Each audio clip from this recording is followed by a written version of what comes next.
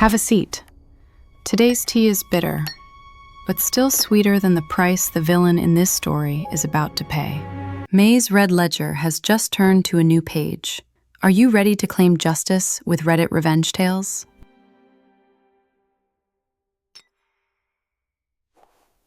After 15 years, the scariest thing wasn't what I saw.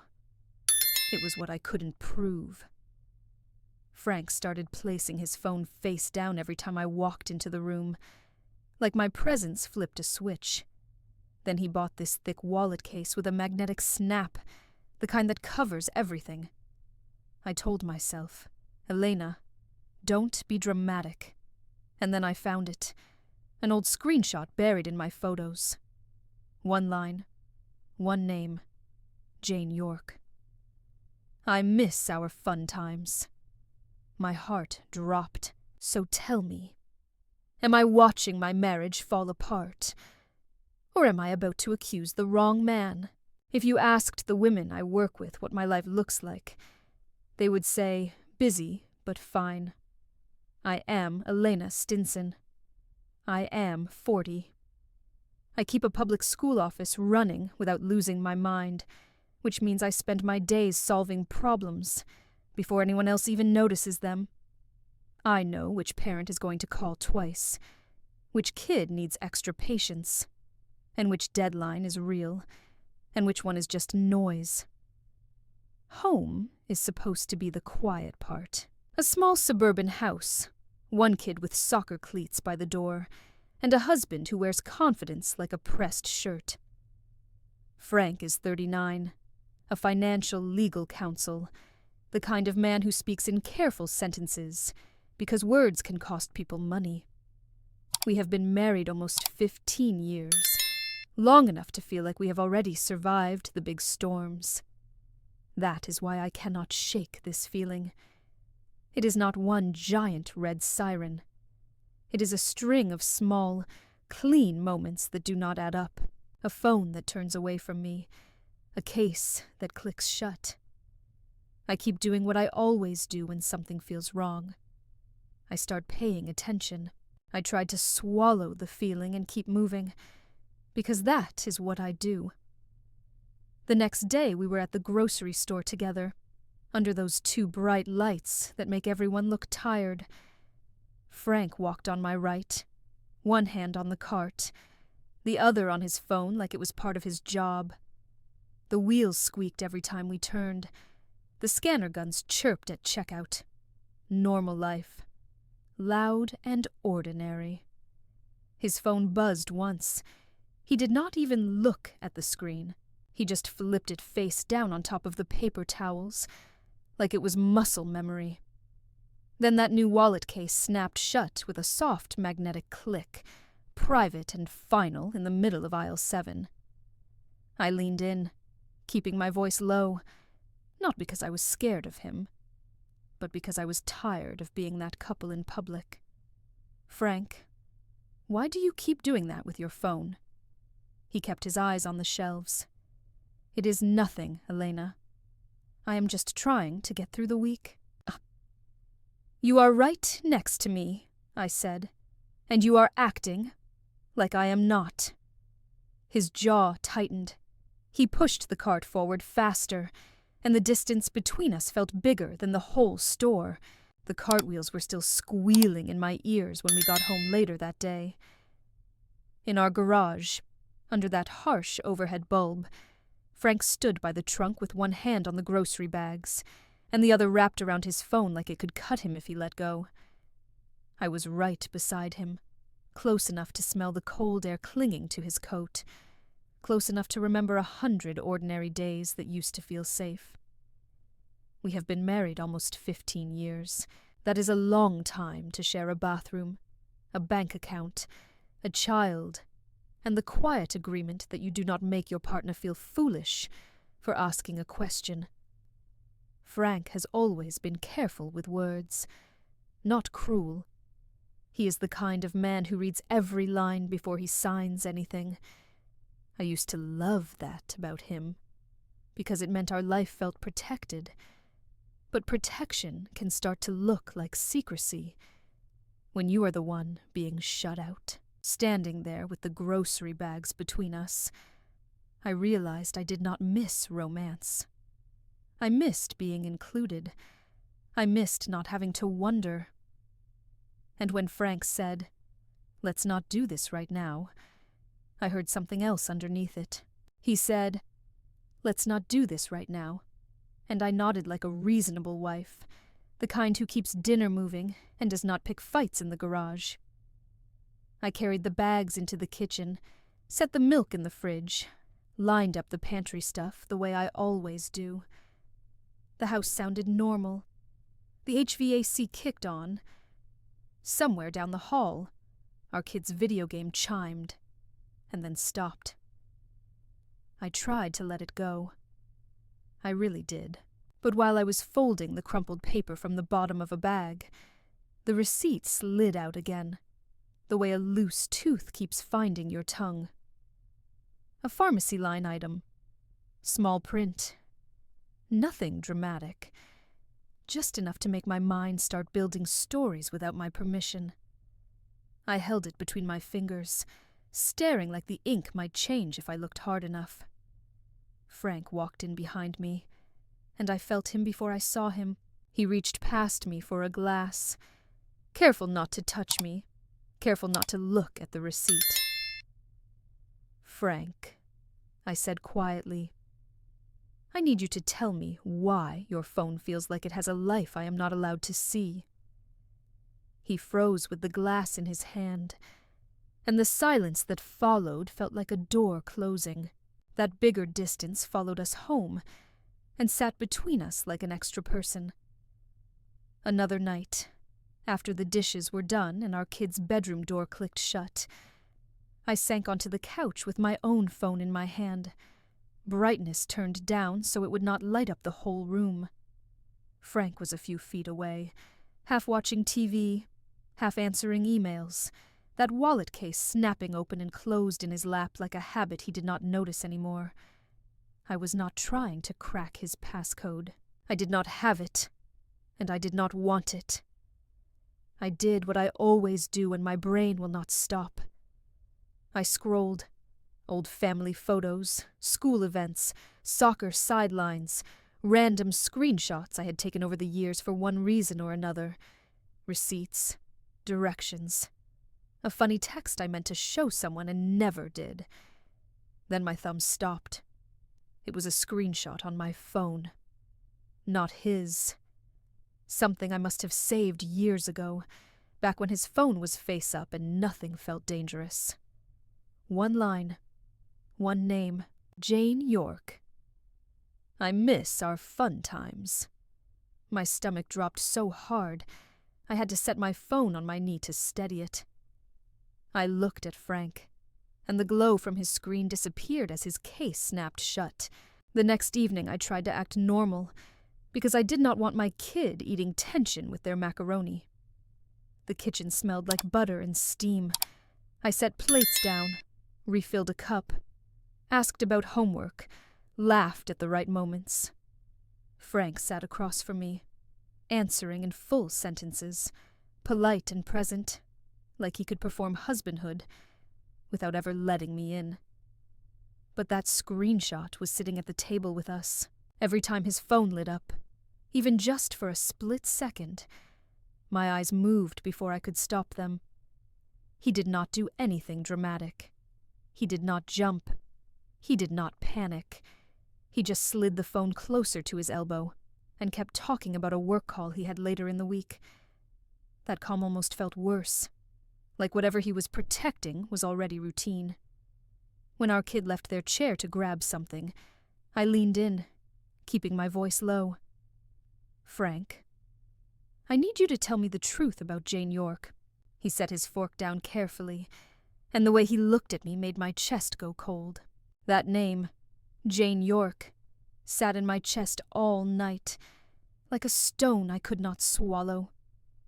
The next morning, I was in my car in the school parking lot, engine off, hands still on the steering wheel, listening to the faint rattle of my keychain and the distant squeak of a bus door. I could have called him, Right then, I could have thrown the screenshot in his face and demanded answers, like I was on trial for loving him. But I know what panic does. It makes you sloppy. It makes you say things you cannot take back. So I did something quieter and sharper. During my lunch break, I texted Frank from my own phone, simple and clean. I told him I needed 20 minutes tonight, just us, after our kid was asleep. I said I was not yelling, not accusing, not trying to catch him. I said I needed him to look me in the eye and talk to me like I was still his wife, not a stranger hovering near his privacy. The message showed delivered. Then it showed seen. No reply, and somehow that silence answered me louder than words. His case snapping shut was still in my ears, and now the read receipt joined it. Later that day, I was back home in the kitchen, late afternoon light slanting across the counter, my kid's backpack thumping to the floor near the door. Frank was upstairs behind a closed office door, voice low on a call, using that careful tone he saves for clients and risk. I could hear him through the vent, just enough to know he was working, not enough to know if he was hiding. I kept moving because that is what mothers do. I rinsed grapes. I signed a form. I nodded at a story about school like my mind was not somewhere else. But every few minutes, my eyes drifted to the hallway, waiting for him to come down and say, "I saw your text. Let's talk." He did not. Instead, his phone buzzed upstairs, faint and muffled, like a secret behind drywall. I opened my own phone and typed words I never thought I would type. Husband hides phone. Phone face down all the time. Is it cheating or paranoia? The answers were endless. The fear was worse, and by the time the sun dropped, I had one thought I could not shake. Tonight, he was going to talk to me, or I was going to break. I kept thinking, tonight, he was going to talk to me, or I was going to break. And that thought followed me through the whole evening, like a shadow I could not shake. Later, in our living room, I stood near the couch with a mug of tea cooling in my hands, watching the clock on the microwave tick forward. Frank was in the kitchen rinsing a plate, and the sound of running water felt too loud for a house this small. We got our kid to bed like we always do. Toothbrush. One more question. One more hug. When the bedroom door finally clicked shut, I felt my throat tighten. This was the moment I had been building toward all day. Frank came down the hall with his phone in that wallet case. The magnetic snap soft in the quiet. He did not look guilty. He looked tired. That almost made me angrier, because tired is what you are, when you think you can outlast someone else's fear. I set my own phone on the counter and slid it away from me, like a promise. Then I turned to him and said, "I need you to stay in this room with me for a few minutes." He exhaled through his nose and nodded once, like he was bracing for impact. That single nod should have calmed me, but it did not. It just made everything feel more real. At 9 o'clock, we sat in the living room with only a lamp on, the TV dark, the house quiet except for the ceiling fan. Frank took the far end of the couch.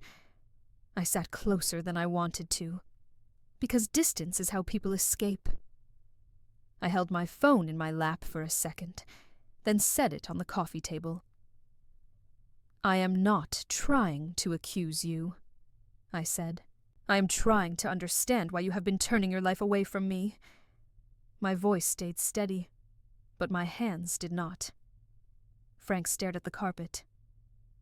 "Elena, I cannot do this tonight. I have had a week from hell." "I know you have," I said, "but I am living in one too." His phone buzzed, a quick vibration against the cushion. He reached for it on instinct. Before he could flip it face down, I put my hand over it. Not hard, just enough to stop the motion. His eyes snapped up to mine. "Please," I said quietly. "Leave it face up while we talk." He froze, and the silence that followed felt like a door about to slam. The moment my hand stopped his reflex, the air changed. In our living room at 9 o'clock, with the lamp throwing a soft circle on the coffee table, Frank and I sat close enough to feel each other tense. His phone was under my palm, warm through the case. The ceiling fan kept clicking like it had no idea our marriage was holding its breath. Frank's eyes stayed on mine for a long second. Then he did something small that felt huge. He took the phone from under my hand and placed it face up on the coffee table. He did not unlock it. He just left it there, exposed, like he was choosing discomfort on purpose. "Okay," he said, voice low. "I hear you." My throat burned. "I am not asking to police you. I am asking to not feel crazy in my own house." He swallowed hard. "I have been embarrassed." "About what?" I asked, and I hated how careful I sounded. Like one wrong word would make him shut down. His shoulders sagged. About my body. About not being able to control something I should be able to control. The phone stayed face up, and my fear shifted into something colder. A question that still had teeth. His confession should have eased me, but it opened another door I did not want to walk through. A little later, we were still in the same room, the TV still dark, and Frank had moved to the edge of the couch like he needed space to breathe. The phone sat face up on the table between us, screen black now, harmless looking, which somehow made it feel more dangerous. Outside, a car passed, and headlights slid across the wall, like a slow blink. I kept my voice steady. "Frank, when did you start feeling like you had to hide from me?" He rubbed his wedding ring with his thumb, over and over, until his finger turned pale. "I do not want you to think this is about you," he said. "I do not want you to think you did something wrong." "I am already thinking 1,000 things," I said. "You leaving me in the dark is one of them." He stood up so fast the couch cushion popped back into shape. He walked to the window, then back, like the room was too small for his shame. "I cannot explain it all tonight," he said. "I have something big tomorrow. Can we talk after that?" I wanted to say no. I wanted to block the hallway and force the truth out. Instead, I nodded once, because part of me was still hoping the man I married would come back with answers. After I nodded and let him push the deeper talk to after my meeting, I barely slept. The next morning we were both in the kitchen at the same time, which almost never happens. The coffee maker gurgled, the toaster clicked, and Frank stood in his dress shirt with one cuff still undone, laptop open at the counter like our home had turned into his office. Our kid was upstairs, so the house felt too quiet for how loud my thoughts were. He was typing fast, that careful financial legal counsel focus on his face. Then I caught one small thing that made my skin go cold. His email window flashed a list of suggested contacts, the kind that pops up when you start typing a name. I saw it for half a second before he hit backspace, and the list disappeared. Jane York. I did not invent that. I saw it. Frank's hand froze over the keyboard. Then he closed the laptop a little too quickly, like the hinge was guilty. "Why is her name even in your work contacts?" I asked, keeping my voice low. He stared at the counter, jaw tight. "It is old. It does not mean anything." "It means something to me," I said. "Because you are not explaining anything." He grabbed his car keys and kissed my cheek like a routine. "After my meeting," he repeated, and walked out. It is old. It does not mean anything. Frank's words followed me into the day, but they did not settle me. Later that week, I sat in my car outside the school after dismissal, watching buses pull away with that heavy diesel rumble. My hands were on the steering wheel, and my phone was in my lap like a weight I kept picking up. I opened the screenshot again, not because I wanted pain, but because I needed to know what was real. Jane York. I miss our fun times. I zoomed in, looking for anything that would tell me whether I was spiraling or seeing a pattern. I tried to place it in time. I remembered, faintly, a passing comment years ago about someone switching teams. A goodbye lunch. Something normal. For a minute, that memory softened the edge. Then it slipped away. Because memory is not proof, and it cannot stand up to silence. I checked my messages. Still no forwarded policy email. Still no, "Hey, I know you are scared." Still no effort to meet me halfway. I started the car, pulling out slow, and the same thought lit up like a warning light. If he can choose precision at work, why can he not choose clarity at home? If he can choose precision at work, why can he not choose clarity at home? That question rode with me into Saturday. At the soccer field, I sat on the cold metal bleachers, while our kid ran drills on bright green grass. Parents clapped, a whistle cut the air, and Frank sat a few feet away, looking like he belonged there, like nothing was wrong. Then he got a call. Not a buzz, not a quick glance. An actual call that made his face change. He stood up immediately, stepped behind the bleachers, and turned his back to me, one hand cupped over the phone like he was shielding the words. I watched him pace 2 steps. Stop. 2 steps. Stop. He spoke in that calm, legal tone that makes people feel handled, not heard. I did not hear much, just fragments carried on the wind. Audit. Client. I will send it. He glanced over his shoulder once, saw me watching and shifted his body to block my view like a reflex. My chest went tight, sharp, and familiar. I hated that a work call could feel like an affair when you are already starving for honesty. When he came back, I did not smile. I said, quiet but clear, "Tonight, I am saying her name out loud." And he did not ask which name. That snap from the bleachers stayed in my ears all the way to the parking lot. In the car on the drive home, Frank kept both hands on the wheel, knuckles pale in the late afternoon light, like control was the only thing he trusted. I stared out the window at passing strip malls and gas stations, trying to keep my voice steady, because my kid was still chattering in the back seat about a near miss and a great pass.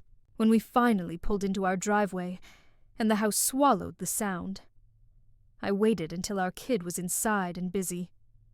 Then I stepped back into the garage with Frank, the door still open a crack, cold air slipping in.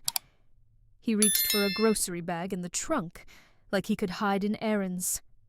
"Frank," I said, and my voice did not shake this time.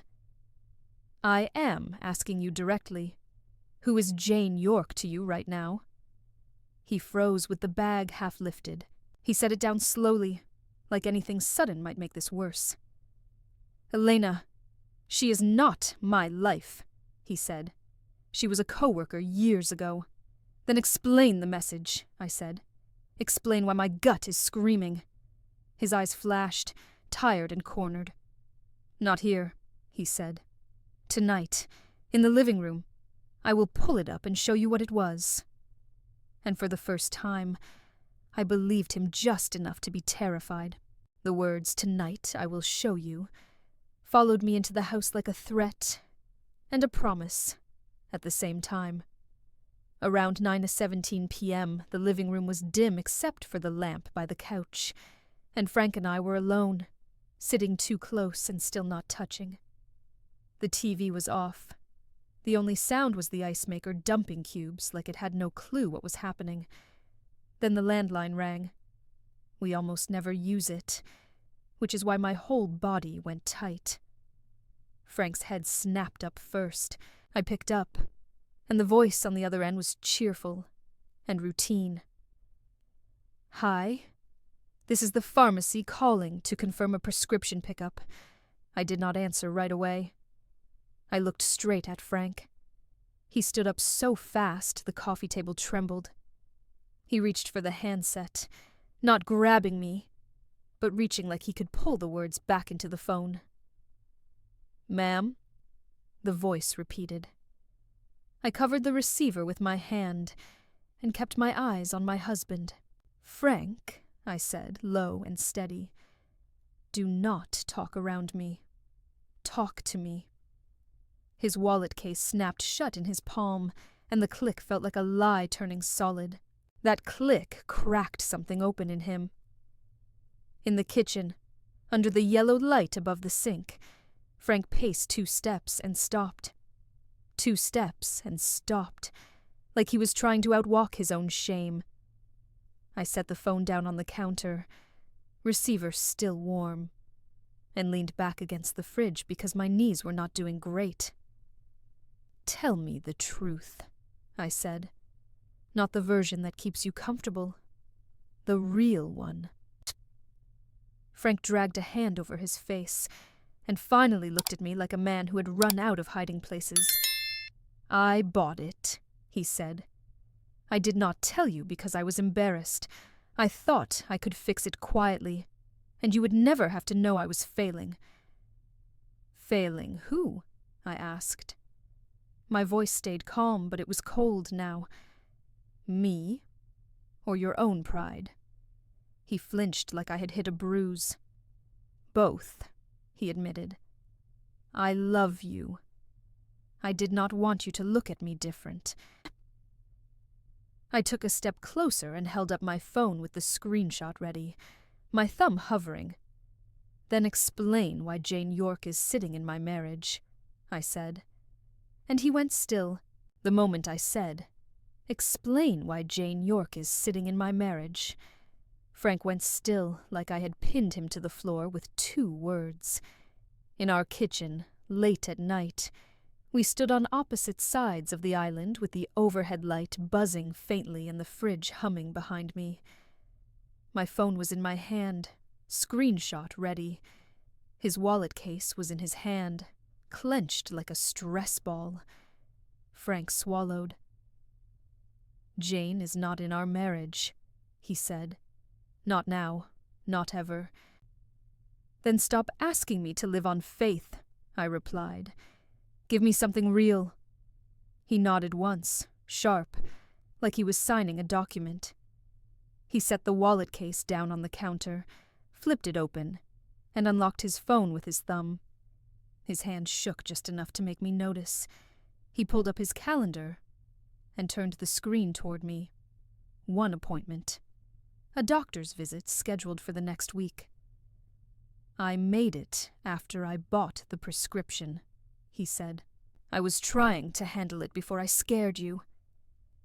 I stared at the screen, then at him. The proof did not erase the hurt, but it did cut through the fog.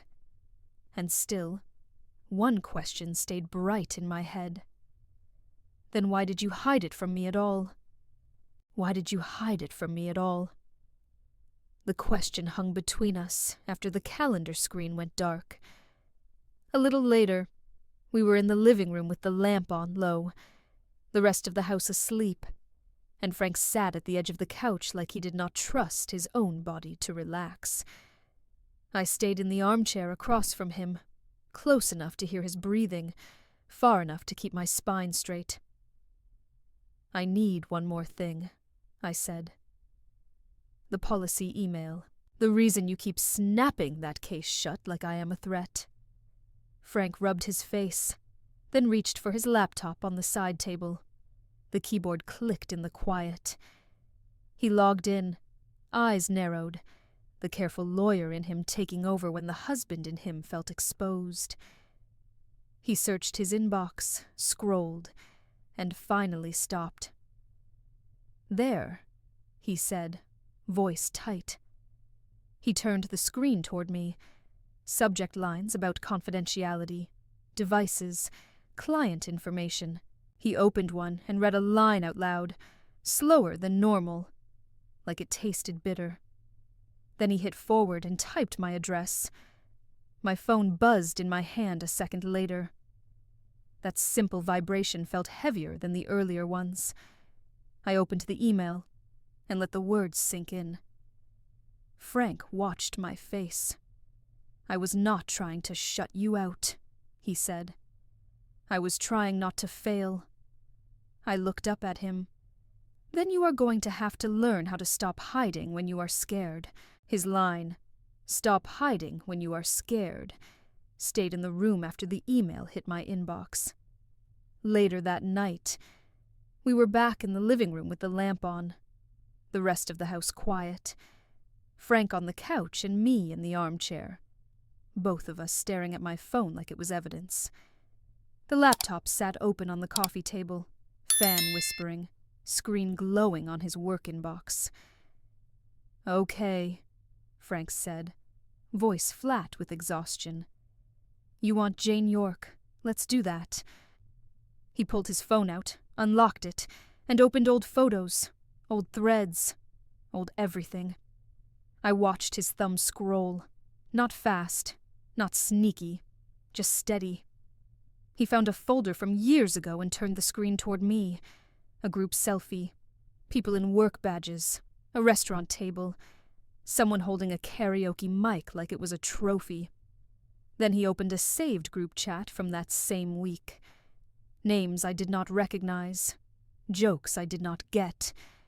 And there it was, Jane York, not alone, not intimate.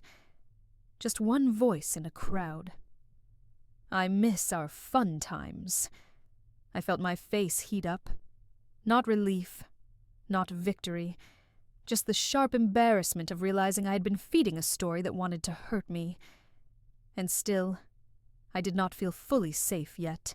Even with the context, the ache did not vanish. The next evening we stood in the kitchen while the dishwasher ran. That steady whoosh of water and dishes like a backdrop to everything we could not say for months. Frank leaned against the counter. I stood near the sink, arms folded, not to be cold, but to keep myself from reaching for comfort too quickly. "I believe you about Jane," I said. "I do. But you still hid things from me. You let me sit in that fear by myself." Frank nodded slowly. "I did," he said. "I own that. I thought I was protecting you, but I was really protecting my pride." "That pride almost cost you my trust," I said, and my voice stayed quiet because I did not want our kid hearing the kind of truth that changes a house. He stepped closer, careful. "Tell me what you need from me." "I need you to stop treating me like I cannot handle reality," I said. "If you are scared, you tell me you are scared. If work makes you lock things down, you tell me that too, not after I fall apart." Frank swallowed. "Okay, I can do that." I believed him, but belief is not the same as healing.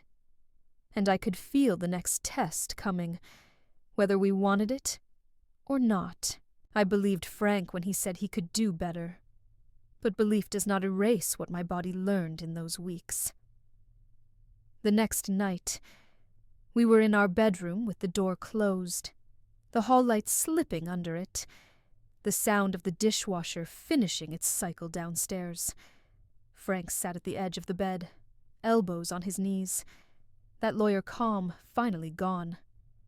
I stood by the dresser, turning my wedding ring once, not taking it off, just feeling it. "I owe you a real apology," he said. not a vague one. He looked up. I hid the prescription because I was ashamed. I made you carry the fear alone. I acted like your questions were the problem when my silence was. I felt my throat tighten, but I stayed steady.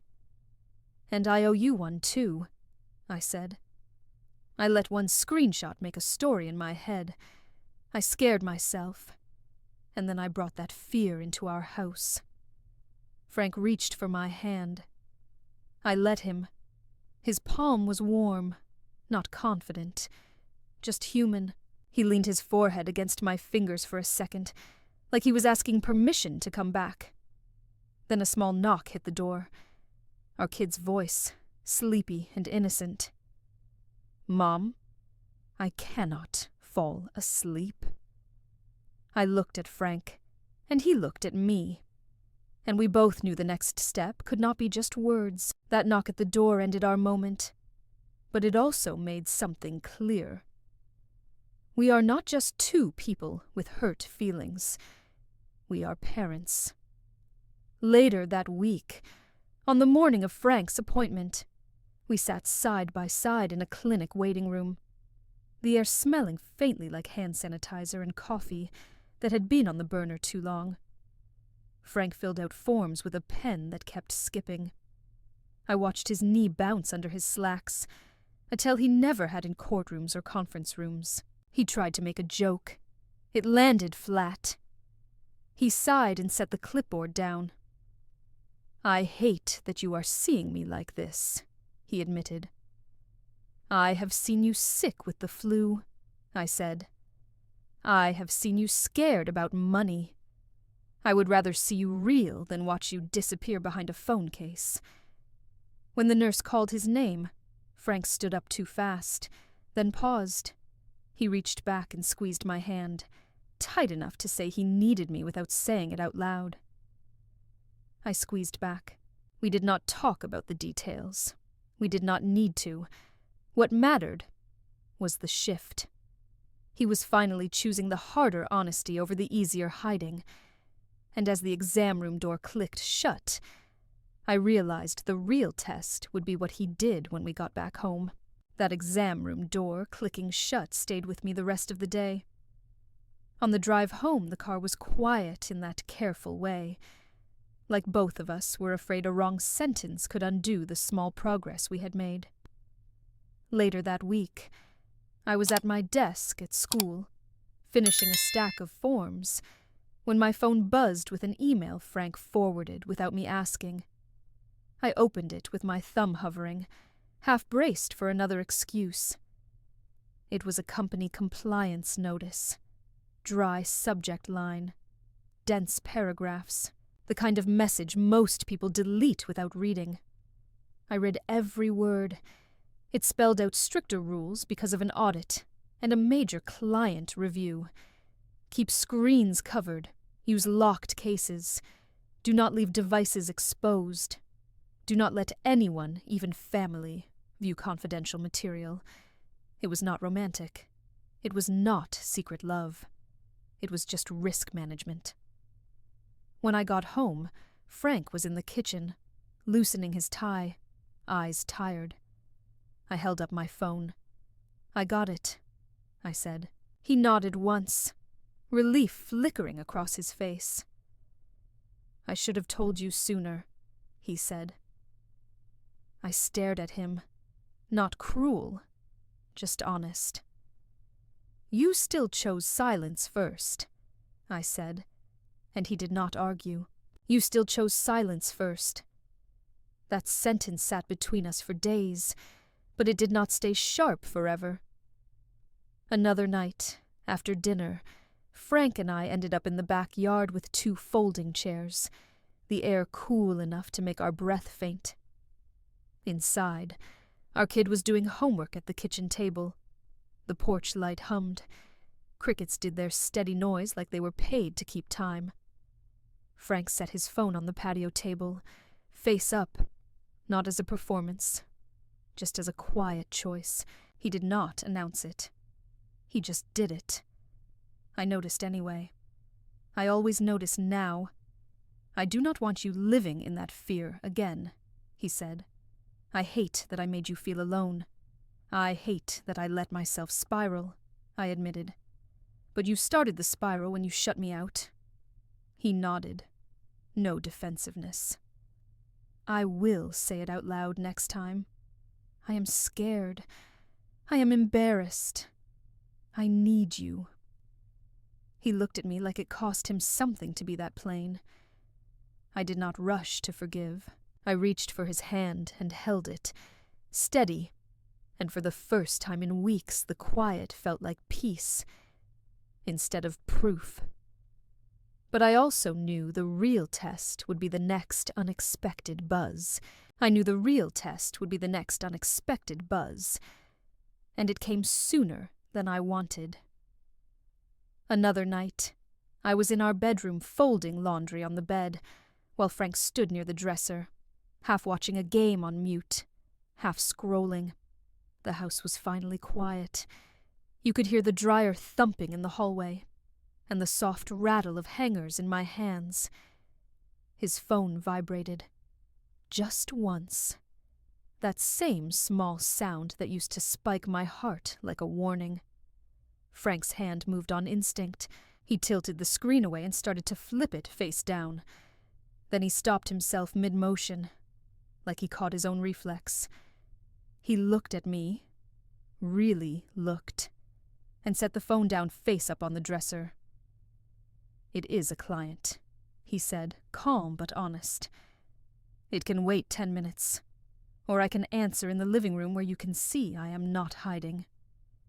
I felt something in my chest unclench, not because I needed to supervise him, but because he gave me a choice instead of a wall. "Take it," I said. "Just do not disappear." He nodded, squeezed my shoulder once, and walked out with the phone still face up in his hand. The vibration had not changed. We had.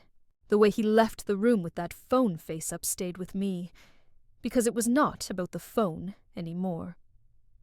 Later that week, after dinner, Frank and I ended up at the kitchen table with 2 mugs of tea, and the overhead light turned low.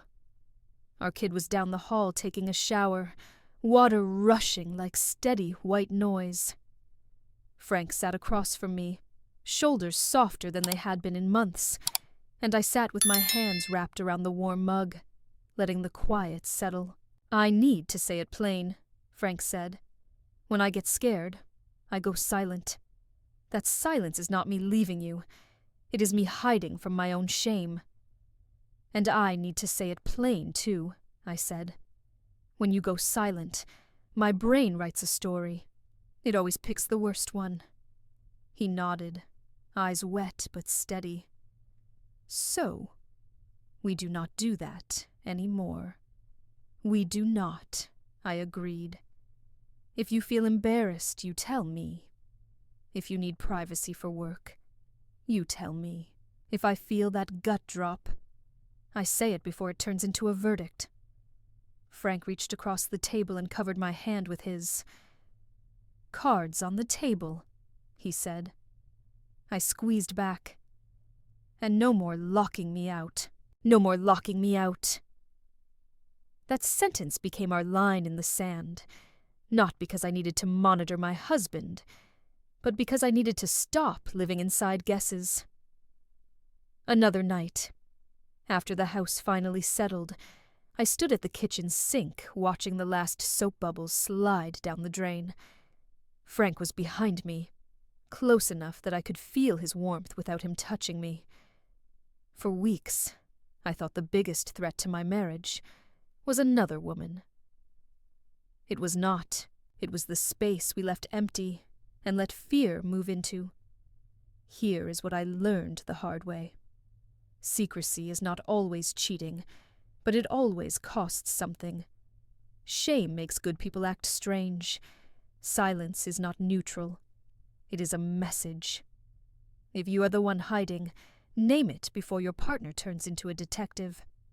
If you are the one spiraling, ask one clear question before you build a whole courtroom in your head. And if work privacy is real, Explain it early, not after your spouse has already started grieving. Would you rather be right? Or would you rather be close? Comment what you would say first, tonight. And if you think this is a one-time fix, you have not met shame yet. It always comes back wearing a different mask. All right. Let May be painfully clear. This wasn't a misunderstanding. This was a pattern. And it showed up fast. A stranger asked you something stupid at a bar, you said no, and Mark turned you from wife to suspect. That's red flag number 1 suspicion, without proof. Then he started the classic toxic combo, moving the goalpost, demanding the truth after you already gave it, and treating your calm as evidence. That's not concern. That's control wearing a suit. And when someone blocks the exit, when your "I need air" becomes "Why are you running?" That's not love. That's a power test. The moment he rewrote the story, you pushed me, you escalated. That's gaslighting 1. Oh, 1. Not loud, not messy, just cold, tidy cruelty. So here's your takeaway straight up. Your no is a full sentence. You don't audition for basic respect. You don't negotiate reality with someone who benefits from you doubting yourself. If you're hearing this and your stomach drops, trust that. Red flags don't get greener with time. To the villain of this story, karma doesn't need your permission. It just keeps receipts. And to you, sweetheart, this debt May clears it. But remember, these eyes are always watching. Don't let your name end up on May's blacklist next episode. Hit subscribe, because around here, justice doesn't show up late. It shows up ready. A final note from the library. While these stories find their roots in the halls of Reddit, they are artistically reimagined to speak to the heart. Any likeness to reality is mere coincidence. The emotions, however, are very real. Walk with empathy and let justice lead the way. Thank you for watching.